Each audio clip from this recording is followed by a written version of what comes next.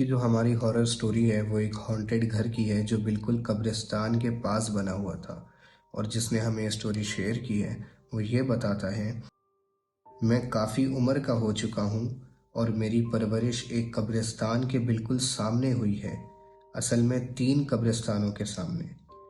मैं एक ऐसे घर में बड़ा हुआ हूँ जो 1870s में बना था और जहाँ पहले फ्यूनरल विंग्स होती थी और मेरे दादा भी वहीं इंतकाल कर गए थे।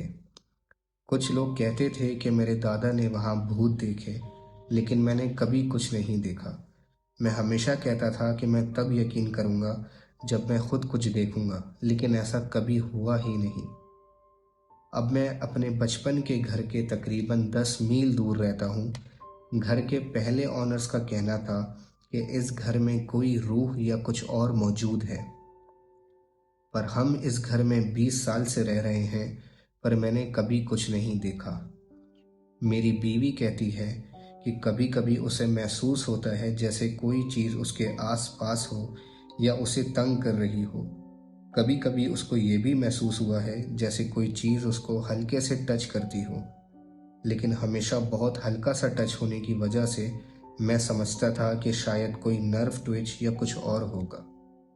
तकरीबन 4 महीने पहले मैं शावर से निकलकर बेडरूम के दरवाजे तक गया और मैंने रुक कर टेबल स्टैंड की तरफ देखा कि मेरा फ़ोन वहाँ है या नहीं।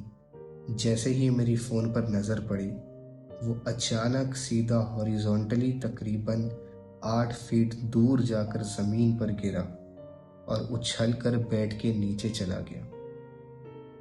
स्क्रीन ऑन हो गई क्योंकि मोशन सेंसिटिव थी। ये जो कुछ हुआ मैंने बहुत वाज़ेह तौर पर देखा। उसका मैं तो ना इनकार कर सकता हूँ और ना ही कोई वजह बयान कर सकता हूँ। ये वाक़या मुझे इतना परेशान कर गया कि मैंने इस बारे में किसी से बात नहीं की। फिर 2 दिन बाद मेरी बहन, जो बराबर वाले घर में रहती है, उसने फ़ोन किया और बताया कि उसकी किचन काउंटर पर रखी हुई एक चीज़ अचानक कमरे के बाहर जाकर गिरी, यानी किचन के बाहर। उसके साथ भी अजीब वाक़यात हुए हैं, जहाँ शीशे और सिरेमिक के ऐश ट्रेस बीच से ऐसे टूटे जाते हैं जैसे उन्हें किसी ने लेज़र से काटा गया हो। अगर स्टोरी पसंद आई तो हमें सब्सक्राइब कर लीजिए। Thank you.